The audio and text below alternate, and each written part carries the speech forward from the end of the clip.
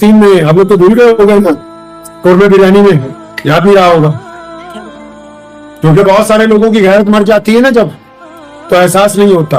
गैरतमंद वही होते हैं जिनके दिल में एहसास बाकी है। आप समझे कि पूरी दुनिया के मीडिया ने एक मुल्क को कहा कि इतना ताकतवर है कि 24 घंटे से ज्यादा तो इसके आगे टिक नहीं सकता। ये ठीक है कि दुनिया समझती है कि गजा तबाह हो गया, लेकिन उससे बड़ी बात यह है कि 200 दिन गुजरने के बाद सुपर पावर को धूल चटा दी गई, उनमें इतनी जुर्रत नहीं हुई कि वो बैतुल मुकद्दस तक पहुंच जाएं। कामयाबी इसको नहीं कहते कि कोई बंदा दूर से बड़े बड़े दावे करता फिरे, कामयाबी इसको कहते हैं कि शहादत के बावजूद अपने घर को आबाद रखा जाए, इसका नाम कामयाबी। आज सबसे बड़ी जरूरत हमारी क्या है पता है आपको? क्या है हमारी सबसे बड़ी जरूरत? हम लोग दीन को उसके मुताबिक जो रसूलुल्लाह ने अता किया चला नहीं पा रहे।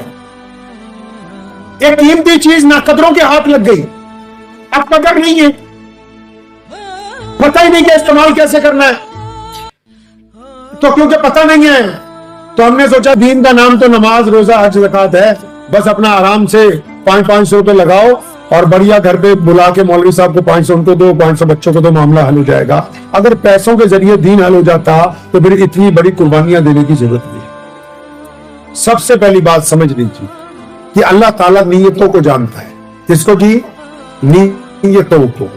अपनी नीयत को अच्छा करनी चाहिए। अगर नीयत अच्छी है तो अल्लाह की मदद आने वाली है, नीयत अच्छी नहीं है तो अल्लाह की मदद नहीं आएगी। अल्लाह और उसके रसूल क्या चाहते हैं? फरमाया जो कलमा ला इलाहा इल्लल्लाह मुहम्मद रसूलुल्लाह पढ़ लिया वो दुनिया के लोगों में बराबरी काम करेगा। वो किसी हिंदू से, सिख से, ईसाई से, दलित से, किसी भी मजहब वाले से उसके रंग की वजह से, जात की वजह से, बरादरी की वजह से नफरत नहीं करेगा। ये इस्लाम की खूबी है जिसकी वजह से दीन पूरी दुनिया में पहचाना जाता है। अब एक बंदा नमाज पढ़ता हो, लोगों से नफरत करता हो, इसका मतलब उसकी नमाज मुकम्मल नहीं हुई, क्योंकि उसको नमाज का मतलब अभी समझ में नहीं आया। यहां जो बच्चे कुरान पाक पढ़ के तर्जुमा कर रहे थे, उन्होंने पहले आयत वही पढ़ी कि अल्लाह तबारक व तआला ने नमाज तुम पर फर्ज कर दी ताकि तुम गंदी बातें करनी छोड़ दो, अच्छी बातें करने लगो। अब क्योंकि हमने कुरान नहीं पढ़ रखा, सिर्फ नाजरा ही पढ़ते हैं, तो हमें ये पता ही नहीं लगा अल्लाह हमसे क्या चाहते हैं। सुने, अल्लाह आपसे चाहते हैं कि आप नेक बने, अल्लाह आपसे चाहते हैं कि आपकी नमाज बुराइयों से आपसे रोके, अल्लाह आपसे चाहते हैं कि आप माँ बाप का कहना माने, अल्लाह आपसे चाहते हैं कि आप बीवी के मुंह पे थप्पड़ ना मारे, अल्लाह आपसे चाहते हैं कि आप अपने बच्चों के दोस्त बने, अल्लाह ये चाहते हैं कि आप अपने पड़ोसी से मोहब्बत करने वाले हो, अल्लाह ये चाहते हैं कि आप लोगों की मदद करने वाले हो। हम तो इस्लाम को बहुत दूर छोड़ के आए। आप सब लोग नमाज पढ़ते हैं ना माशाल्लाह? बोले भाई पढ़ते हैं। अच्छा सही सही बताओ, जो लोग नमाज पढ़ते हैं क्या उन्होंने कभी अपने अब्बू से गले मिले? फिर कैसे नमाज? क्या अपनी माँ के पैर दबाते हैं रोज? फिर नमाज कैसे पढ़ते? अच्छा क्या अपनी बीवी से दोस्ती कर रखी है? फिर नमाज कैसे पढ़ते? अच्छा नमाज पढ़ते हो, किसी गरीब को खाना खिलाया कभी? नमाज पढ़ते हो, गली में सड़क पे किसी ट्राली से कोई ईंट गिर जाए, पत्थर गिर जाए, साइकिल रोक के, कार रोक के, मोटरसाइकिल रोक के उस पत्थर को हटाया? अच्छा नमाज पढ़ते हो, तुम्हारा दोस्त गरीब है, भाई गरीब है, चुपके से गए हो, कभी उसकी जेब में एक लिफाफा डाला है पैसों का कि अल्लाह के वास्ते किसी को बताना नहीं, तू मेरा भाई है, बस ये तेरे लिए अमानत छोड़ के जा रहा हूं, तेरे लिए हदिया? ऐसा कुछ किया? अगर कुछ ऐसा नहीं किया और सिर्फ दूसरे पर नुक्ताचीनी कर रहे, फिर ये नमाज नहीं पढ़ रहे, ये हम दिखावा कर रहे हैं, और अल्लाह को दिखावा करने वाले लोग पसंद नहीं।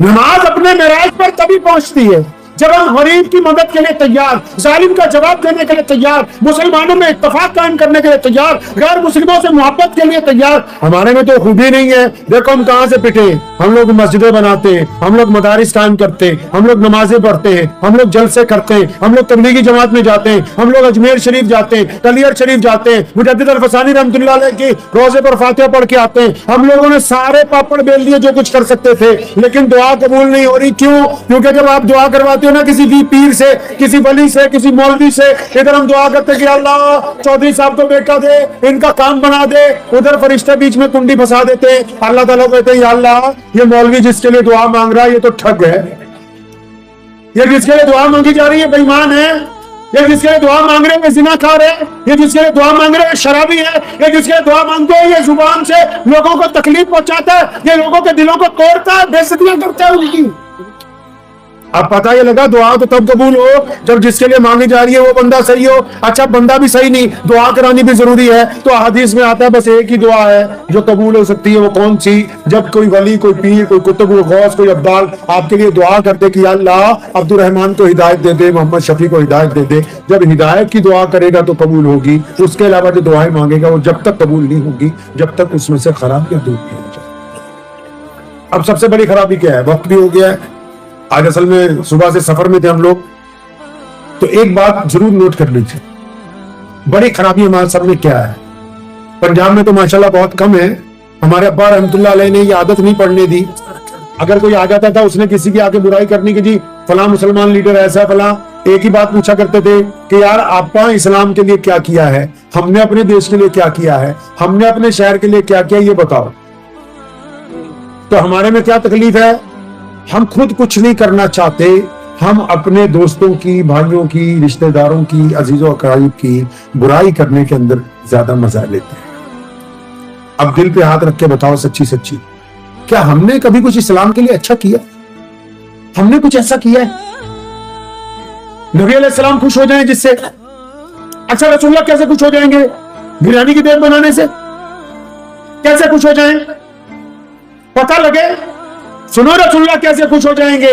آپ کو دیکھ کے, آپ جس دکان پہ کام کرتے ہو یا آپ کی دکان پہ اگر کوئی کام کرتا ہے, آپ جس کالج میں پڑھتے ہو, آپ جس مارکیٹ کے اندر رہتے ہو, آپ جس محلے میں رہتے ہو, وہاں کا اگر کوئی غیر مسلم جو روزانہ آپ سے ملتا ہے وہ آپ کے کردار سے خوش ہو کر بس اتنا تمہاری پیٹھ کے پیچھے کہے کہ یار عبد الرحمان کبھی جھوٹ نہیں بولتا, یہ مسلمان ہے. عبد الرحمان نے کبھی میری بیٹی کی طرف آنکھ اٹھا کر نہیں دیکھی کیونکہ یہ مسلمان ہے. یہ محمد جنید جو ہے یہ چوری نہیں کر سکتا, ساری فیکٹری اس کے ذمہ ہے کیونکہ یہ مسلمان ہے. جب تک تمہاری گواہی تمہارے پڑوسی دینا نہ شروع کر دے تب تک تم اسلام کی معراج کے اوپر نہیں پہنچ سکتے.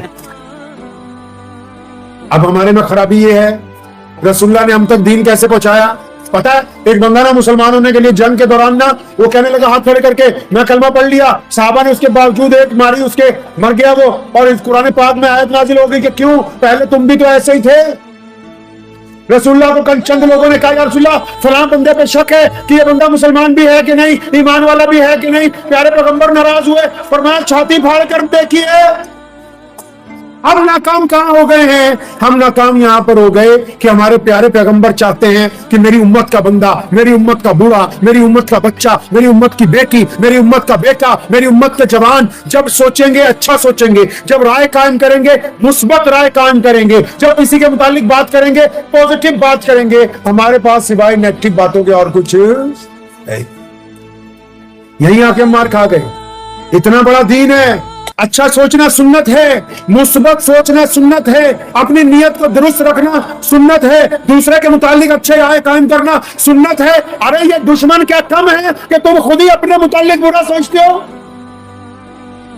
برا سوچنے کے لیے تو رشتے دار ہوتے ہی ہیں, اور تم خود بھی اپنے متعلق ہی برا سوچتے ہو, خود ہی اپنے بھائیوں کے متعلق برا سوچتے ہو, اپنے پڑوسی کے متعلق. اگر پڑوسی ہمارے مذہب کا نہیں, ہمارے دھرم کا نہیں تو کیا ہو گیا؟ اس کا مطلب یہ تو نہیں کہ آپ اس کے خلاف رائے قائم کر لیں. محمد رسول اللہ نے فرمایا جس کا پڑوسی اس کے شر سے پریشان ہے, اس کی گنڈا گردی سے پریشان ہے, بندہ مسلمان ہو ہی نہیں سکتا. اس بات کے اوپر قائم ہو جائیے کہ جب بھی سوچنا ہے کیسے سوچنا ہے جی؟ اچھا سوچنا ہے. کیسے سوچنا ہے؟ اچھا سوچنا ہے, برا نہیں سوچنا, بری رائے نہیں قائم کرنی. اپنے دل کو سمجھا لیں, کسی کو فون کیا نہیں اٹھایا بس پھر بیٹھ کے اچھا جان بوجھ کے نہیں, اگر وہ استنجے میں ہوا تو, فون گر گیا ہوا تو, اس کے پاس نہ ہوا تو, ہوئی بدگمانی. رسول اللہ نے فرمایا بدگمانی کفر ہے. کسی سے مطالبہ کیا کہ مجھے پیسے چاہیے, وہ نہیں دے سکا, آپ نے رائے قائم کر لی اچھا جان بوجھ کے میرے ساتھ بے ایمانی کر رہا, نہیں دے رہا, وہ مجبور ہوا تو. اسی لیے کہتے ہیں بری رائے قائم نہ کریں, اپنے معاشرے کو اچھا بنائیے. بنائیں گے انشاءاللہ. ہم لوگ روز دعا کرتے ہیں مسجد میں, آپ بھی کرتے ہوگے. سنو, جب ہم دعا کرتے ہیں نا تو کہتے ہیں یا اللہ پوری دنیا کے انسانوں پر اپنی رحمت نازل فرما. کس کی بات کرتے ہیں جی؟ کسی مسلمان کی بات کرتے ہیں کہ ساری دنیا کی؟ بولو کس کی بات کرتے ہیں؟ کیا کہتے ہیں کہ یا اللہ ساری دنیا پر اپنی رحمت فرما, ساری دنیا کے بیماروں کو شفا دے, ساری دنیا میں رحمت دے, ساری دنیا کو برکت دے. اچھا میں ایک دن سوچنے لگا اطمینان کے ساتھ کہ میں نے کہا یار دعا تو ہم لوگ بھی بچپن سے یہی کرتے آ رہے ہیں, अच्छा, और धर्म स्थानों में जाओ, वो भी शरबत के भले की बात करते हैं। सारी लोग, दुनिया के जितने भी लोग हैं ना, वो सारी दुनिया के भले की बात करते हैं, सिर्फ अपनी नहीं करते। तो हमारे जहन में एक बात आई, मैंने कहा दुआ तो हम सारी दुनिया के लिए करते हैं, ये हमारी दुनिया कौन सी? हमारी दुनिया जो है हमारी, ये दुनिया कौन सी? अच्छा, जब गौर किया पता लगा अपनी दुनिया तो हमारे अम्मी अब्बू है, हमारी दुनिया तो हमारी बीवी बच्चे हैं, हमारी दुनिया तो हमारे भाई बहन है, हमारी दुनिया तो हमारे यार दोस्त हैं, हमारी दुनिया तो हमारे पड़ोसी हैं, हमारी दुनिया तो हमारे स्कूल के दोस्त हैं, हमारी दुनिया तो हमारे कॉलेज के मित्र हैं, हमारी दुनिया में तो हमारे साथ जो मदरसे में पढ़े हुए वो हैं। यार हमारी दुनिया में तो हमारी मस्जिद के नमाजी हैं, हमारी दुनिया में तो हमारे साथी दुकानदार हैं, हमारी दुनिया में तो जब हम सफर करते हैं हमारे साथ चलने वाले लोग हैं। तो मेरे दिल में बात आई कि सुभान अल्लाह, दुआ तो सारी दुनिया के लिए मांग रहे हैं कि दुनिया का भला हो जाए, अपनी दुनिया का बेड़ा गर्क किया हुआ है। माँ प्यो ने भी रफड़ पाया, जनानी ने भी लड़ाई, भरावां ने भी सलाम तो बंद, पड़ोसियों के साथ भी घुसन मुक्की, अपनी दुनिया का बेड़ा गर्क किया, सारी दुनिया की दुआ मांगी जाए। और ये जो दुनिया अल्लाह ने आपको दी है कितनी प्यारी है, कभी सोचा है, कभी अंदाजा लगाया कि ये कितनी खूबसूरत है? अल्लाह ने आपको इसका कफील बना के भेजा, और जिसका अल्लाह ने आपको कफील बनाया उन सबसे तुम्हारी लड़ाई है, सबसे तुम्हारा पंगा है। दुआएं पूरी दुनिया है, अल्लाह के बंदे यही दुनिया है जिसके लिए दुआ करने के लिए हुक्म दिया, इसको खूबसूरत बनाओ।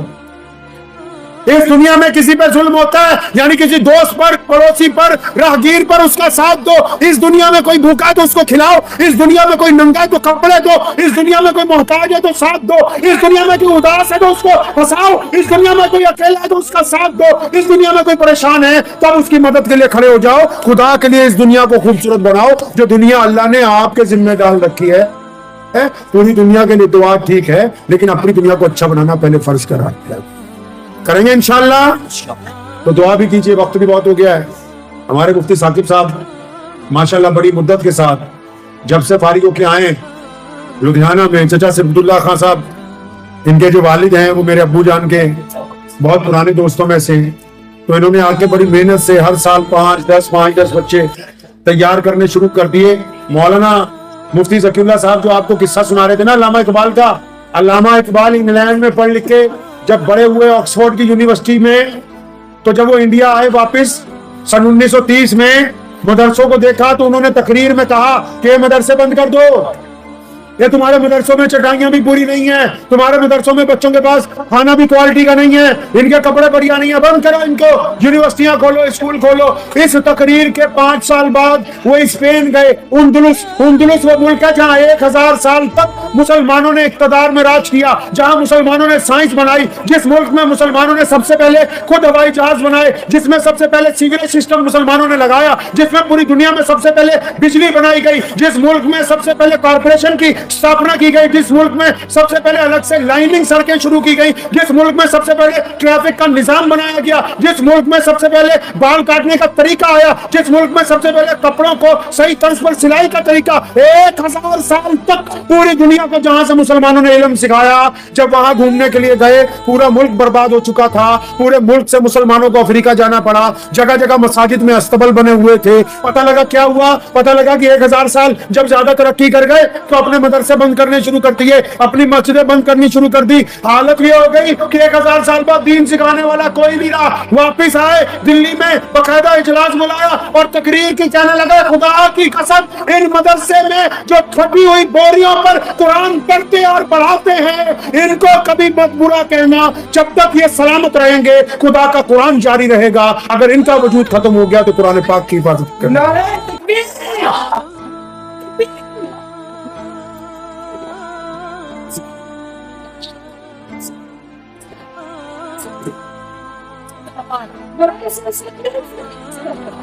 और आप सारे सुनो, मैं अपने हिंदू सिख दोस्तों को भी कहा करता हूं कि अपने बच्चों को धर्म की शिक्षा तो आप लोग समझते हो, जो धार्मिक होता है कट्टर होता है, नहीं। जिसको धर्म का पता ही नहीं बस वही कट्टर होता है। जिसको मजहब का पता लग जाए वो दुनिया भर के लिए नरम हो जाता है। सुनो, कुरान की तालीम क्यों जरूरी है। अंग्रेजी की जो तालीम है वो प्रोफेशनल तालीम है। यूनिवर्सिटी में बकायदा लिखा होता है कि प्रोफेशनल डिग्रीज 60,000 की डिग्री, 1.5 लाख की डिग्री, 5 लाख की डिग्री। क्यों? जितनी बड़ी डिग्री लेंगे उतनी बड़ी तनख्वाह मिलेगी। वो पैसे कमाने का तरीका बताते हैं। आप अपने बच्चे को डिग्री दिलवाइए लेकिन साथ में कुरान पढ़ाइए। फिर क्या होगा? जब वो डिग्री लेके आएगा, ये कुरान उसको बताएगा कि हलाल के पैसे कमाने हैं कि हराम के पैसे कमाने हैं। वो सिर्फ कमाने का बता सकते हैं, हलाल हराम की तमीज नहीं सिखा सकते।